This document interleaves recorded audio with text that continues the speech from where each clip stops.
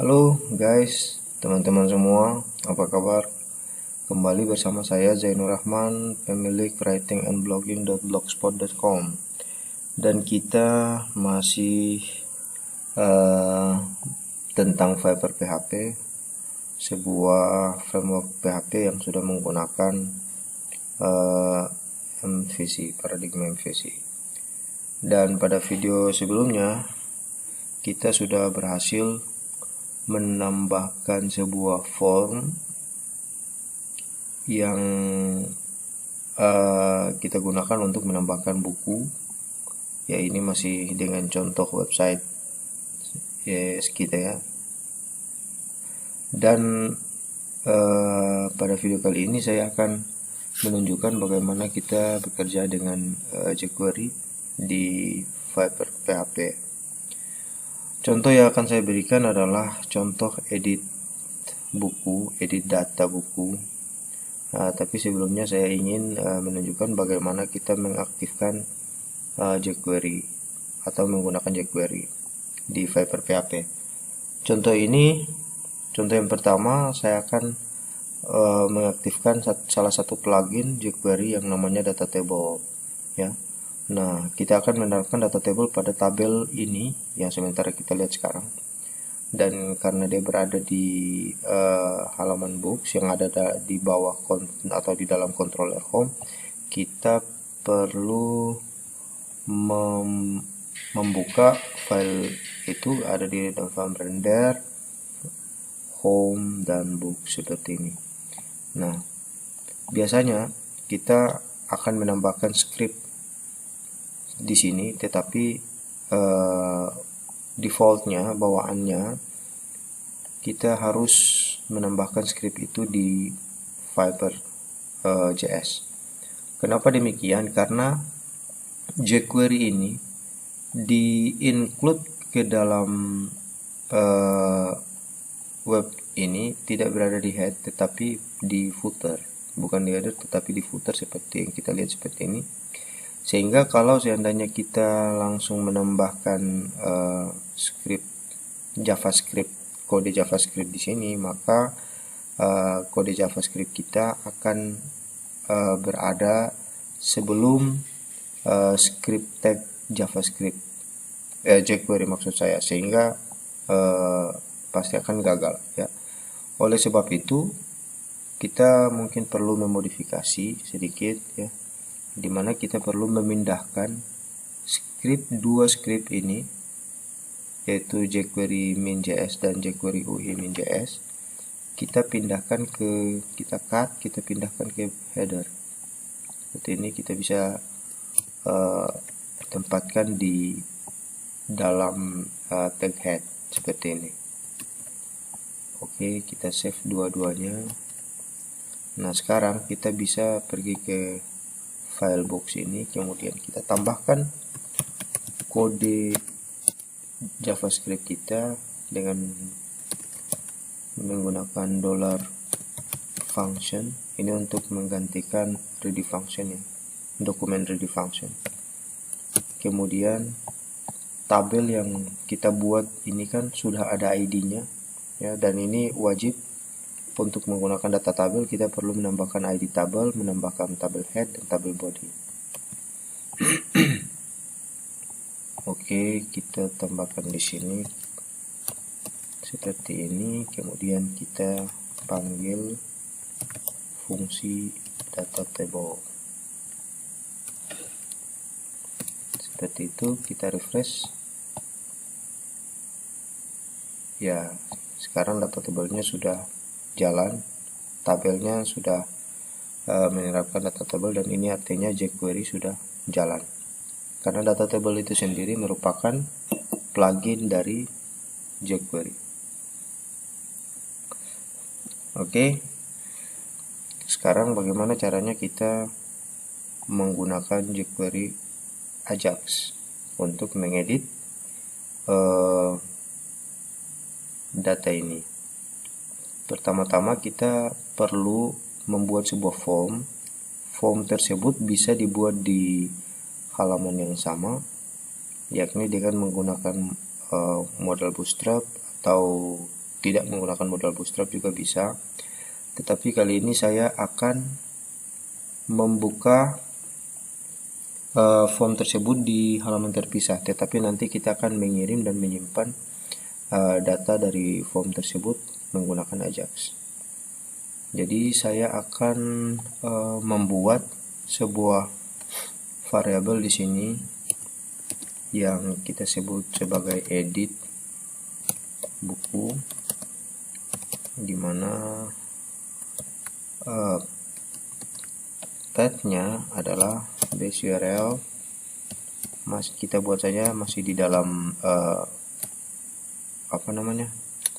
controller home ini, kemudian kita kasih nama function atau metodenya try, pakai bahasa Indonesia aja ya, coba edit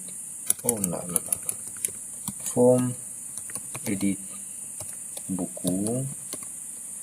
Kemudian kita mempas ID buku ini, yaitu sbook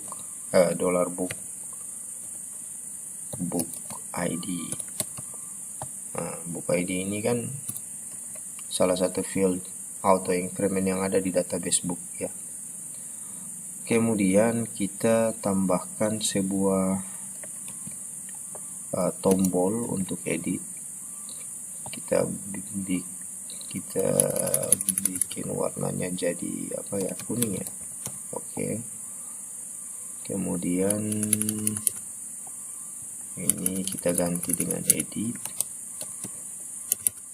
Kemudian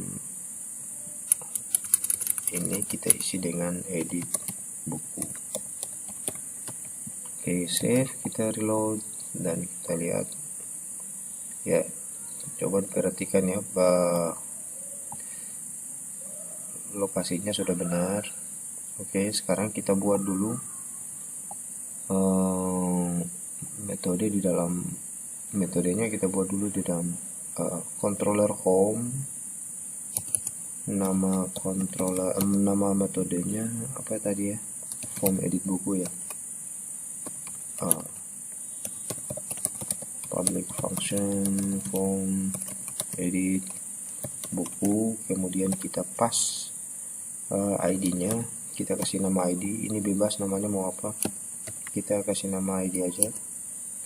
Oke, seperti ini. Nah, kemudian kita buat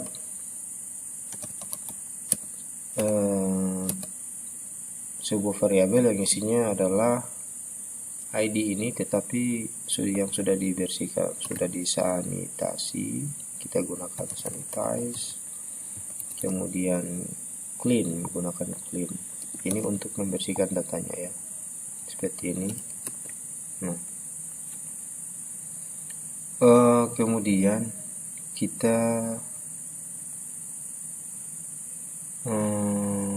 sebentar ya, kita langsung aja buat fungsinya data buku this model home model, ambil buku, kemudian sanitize, clean. Jadi artinya kita membutuhkan data tentang buku ini, satu buku yang kita mau edit ya,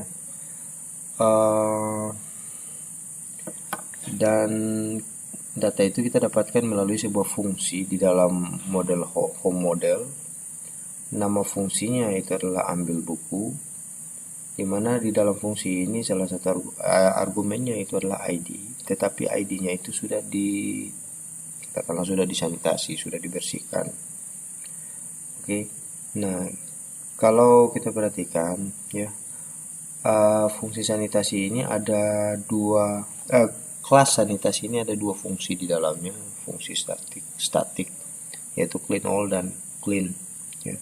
Clean all ini digunakan untuk membersihkan, untuk mensucikan data dalam bentuk array. Sementara itu Untuk clean itu digunakan untuk membersihkan data tunggal, data yang non array lah, katakanlah begitu. Nah, setelah itu kita copy aja ini, kita paste di sini. Ini kita ubah jadi edit buku. Kemudian ini kita ubah jadi form edit buku. Sudah ya. Oke, kemudian berarti kita perlu menambahkan di sini filenya, file tampilannya lah, file view-nya itu kita kasih nama form edit buku .php. Nah, seperti ini. Nah, apa yang kurang? Yang kurang adalah kita belum membuat sebuah fungsi atau sebuah metode di dalam home model. Oke, kita pergi ke model, home model. Kita buat public function ambil buku, ID-nya,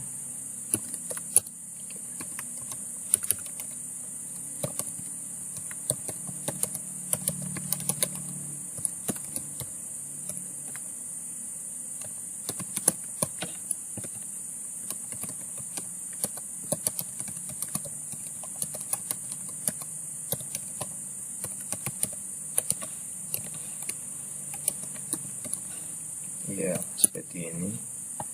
Ini kita batasi satu aja datanya untuk memastikan ya bahwa satu aja datanya. Kemudian buku kita fetch ya.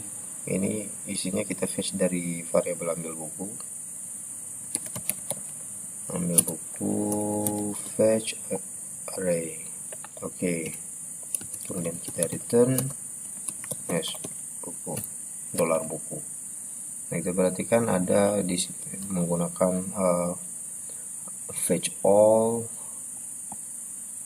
Di mana fetch all-nya? Contoh, ini ada fetch all. Fetch all ini artinya dia akan fetch seluruh data atau lebih dari satu data, sementara itu fetch array itu digunakan hanya untuk mengambil satu data saja. Oke, kita buat isi dari form edit buku.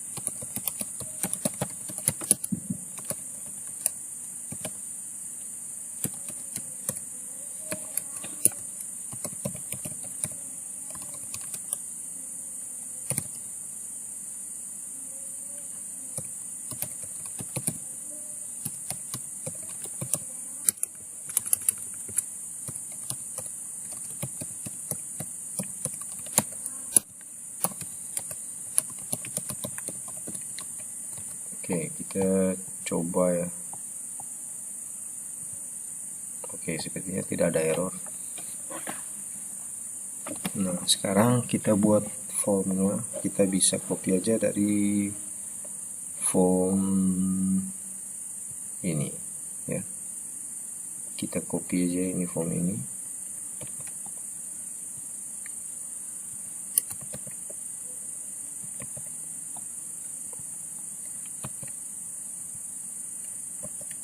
Oke, tetapi kita tidak butuh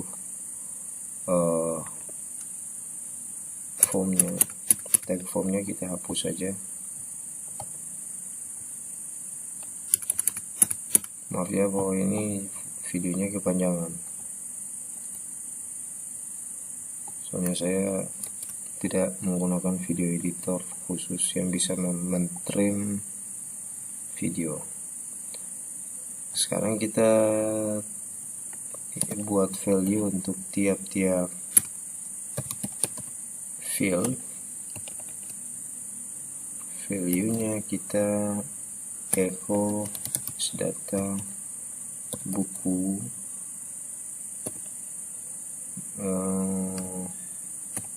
misalnya ini adalah apa ya isinya ini. Nama fieldnya itu adalah book judul ya, book judul. Oke, kita coba dulu ya, sudah benar ya, book judul. Nah, untuk mengecho variabel seperti ini, kita perhatikan ya nama variabelnya ini as data buku, dan karena ini adalah sebuah array, maka kita perlu membubuhi key-nya ya, seperti ini. Ini harap maklum, saya bukan programmer asli soalnya yang membuat video ini. Oke, book author, kemudian book publisher. Ini kita belajar bersama ya. Anggap saja saya cuma ingin berkontribusi, bukan ingin mengajarkan. Book URL, tambah pahala. Book year. Kemudian kita harus menambahkan satu lagi, input hidden, yang isinya adalah book ID. Sebentar. Input hidden, name-nya book ID, value-nya book ID. Oke, kita cek apakah terisi semua. Oke, terisi semua. Kemudian ini kita ganti dengan edit buku, edit book. Nah, di sini kita tambahkan sebuah ID. Untuk tombolnya kita tambahkan edit book.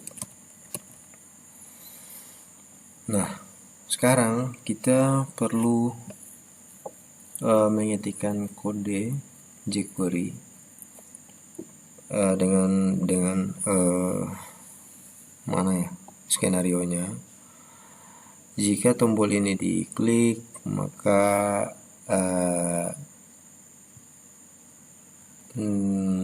value dari data form ini akan dikirim ya, dengan menggunakan jQuery Ajax.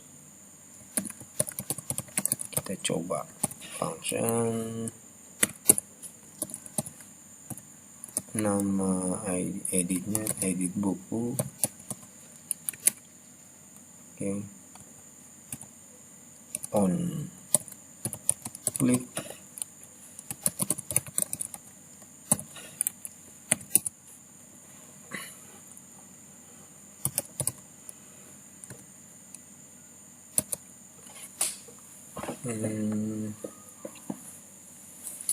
Sebentar, book author,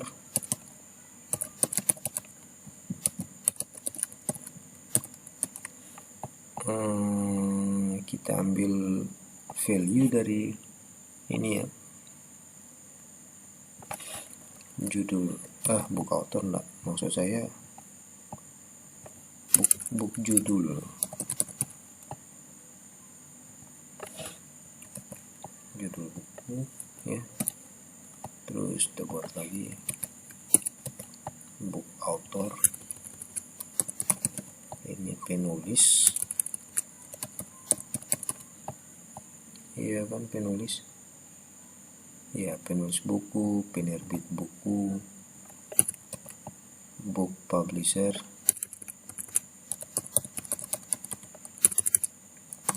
Pastikan teman-teman kalau membuat bekerja seperti ini dibuat sama aja ya. Saya terlanjur sih membuatnya beda seperti ini. Book publisher, book apalagi, book URL buku, book URL, kemudian tahun buku berarti book year,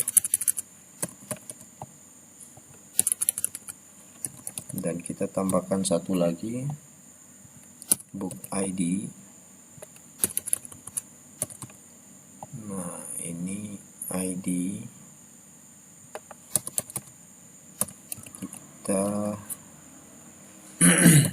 book ID gini aja loh.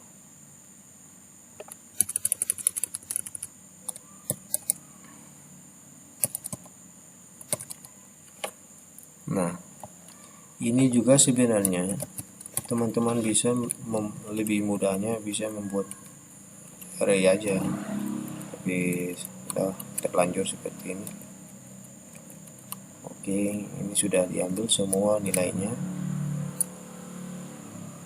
Kemudian kita membuat script Ajax di sini, Ajax di sini. Oke,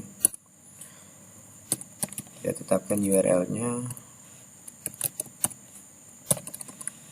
base URL. Nah, kita tentukan dulu form ini nanti mau diterima oleh oleh fungsi apa di dalam controller home. Misalnya fungsinya itu adalah edit buku saja ya, edit buku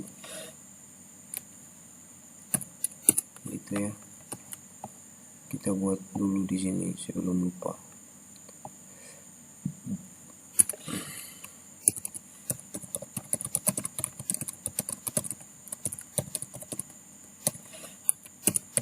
Oke, kita kembali lagi ke sini. Kemudian metodenya kita pakai post. Kemudian datanya, nah data ini kita buat dalam bentuk array juga ya, ini bentuk array. Nah, kita buat sama book judul titik 2 book judul, kemudian book author titik 2 book author, book publisher book publisher, book URL sama ya, book URL, book year,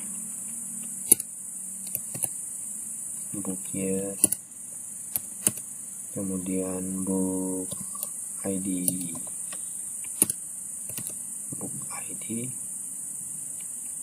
oke, nah kemudian jika sukses ya, kita buat sebuah function, kita kasih nama hasil. Nah, terus nanti keterangannya sukses atau gagal kita taruh di mana sebaiknya. Kita coba taruh di sini aja ya, menggunakan tag paragraf yang ID-nya itu kita hasil edit kita kasih berikan kelas margin top 1. Oke, tes hasil edit ini kita buat juga hasil edit kemudian kita tampilkan di sini hasil edit HTML hasil edit. Nah, ini supaya apa ya, hasilnya itu mau ada error atau apa itu bisa tampil di sini, Oke, kita refresh dulu. Nah, nanti akan ada di sini hasilnya, nanti seperti di sini. Terserah Anda lah nanti mau taruh di mana, terserah, cuman untuk sementara contohnya seperti ini aja. Nah, sekarang kita kembali ke controller home. If accept as post, misalnya book ID, jika menerima data dari form, dan salah satunya itu adalah book ID. Misalnya maka token sama dengan sanitize screen or expose, jadi akan membersihkan semua data yang ada di variabel expose, dan kirimkan data tersebut, kita kirimkan ke model home model, dan fungsinya adalah misalnya simpan buku, dan kita pas variabel token. Ini bisa dipahami ya, gampang sebenarnya. Home model, kemudian di sini kita buat sekarang ya public function simpan buku token. Oke. Kemudian kita mulailah menyimpannya, simpan buku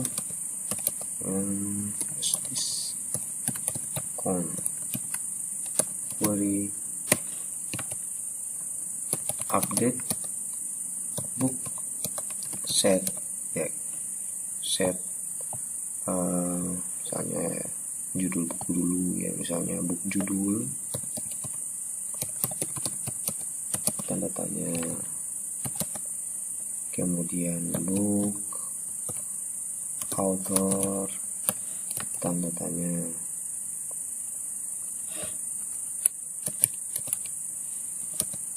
book publisher, tanda tanya, kemudian book URL,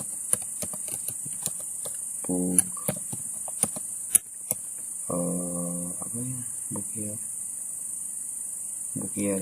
book year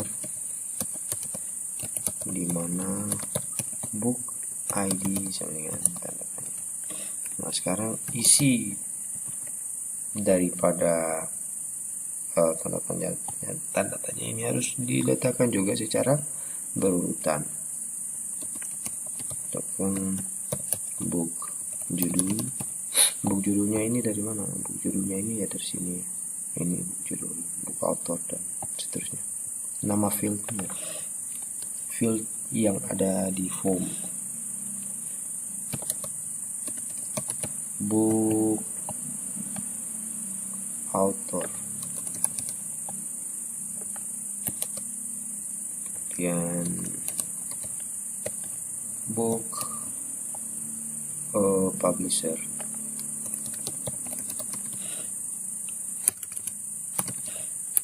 kemudian book URL, benar ya, kemudian book year, dan yang terakhir adalah book ID.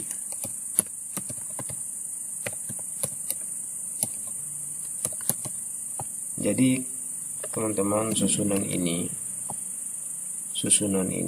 itu atau urutan ini mengikuti urutan yang di atas ini. Where book ID artinya ada tanda tanya yang terakhir ini adalah book ID ya, sehingga di sini yang terakhir adalah book ID juga. Sekarang jika simpan buku berhasil, maka gunakan aja echo buku berhasil disimpan, atau jika tidak maka echo buku gagal disimpan. Mudah-mudahan berhasil. Oke, kita hapus dulu kata testnya. Ini kita hapus. Oke. Nah, misalnya ini saya ganti dengan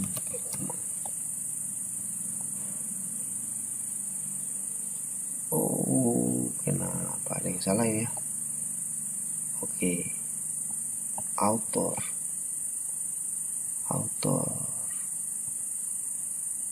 Oke, author. Judul book author. Oh, ini ya. Harusnya book author. Sorry ya. Oke, kita refresh lagi. Kita ganti lagi. Yes. Sudah berhasil ya. Buku berhasil disimpan. Kalau kita refresh, ini tidak akan berubah karena udah. Oke, buku berhasil disimpan. Oke, di sini misalnya kita ganti dengan buku aku.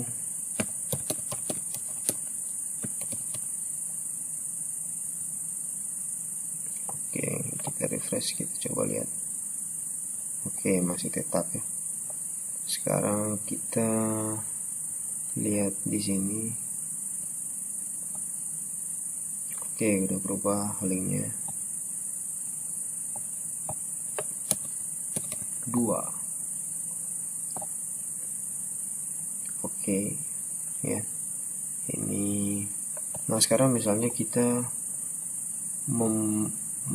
menambahkan teks seperti ini, dan kita lihat apakah teks seperti ini bisa diterima enggak. Edit buku. Oke, buku berhasil disimpan. Nah, tidak tersimpan ya, karena memang sudah disanitasi. Salah satu fungsi yang digunakan untuk membersihkan data ini adalah fungsi strip text, sehingga tag apapun itu tidak akan terbaca ya, tidak akan diterima, pasti akan dihapus.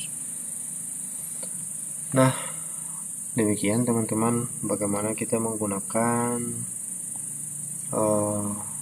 jQuery Ajax dengan atau di dalam Fiverr PHP.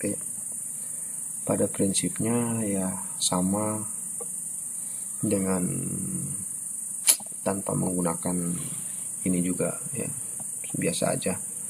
Hanya saja caranya mengirimkan dan memproses data itu lebih mudah. Kemudian kalau kita menggunakan framework seperti ini, maintenance kodenya juga jadi lebih mudah ya. Dan konon katanya kalau menggunakan cara seperti ini, framework seperti ini, kita kerjasama dengan developer lain, orang lain untuk membangun sebuah website itu jadi lebih gampang dibandingkan kalau kita tidak menggunakan cara-cara seperti ini. Itu repot ya, itu sangat repot. Nah, saya pikir demikian dulu. Maaf videonya kepanjangan. Mudah-mudahan teman-teman semua mendapatkan video-video saya bermanfaat, dan nanti di video berikutnya rencananya saya akan menunjukkan bagaimana kita membatasi akses terhadap sebuah halaman dengan menggunakan login ya. Kita akan membuat itu, kita akan latihan rencananya sih seperti itu. Mudah-mudahan ada kesempatan, mudah-mudahan ada kekuatan. Kita berjumpa lagi di video selanjutnya. Thank you.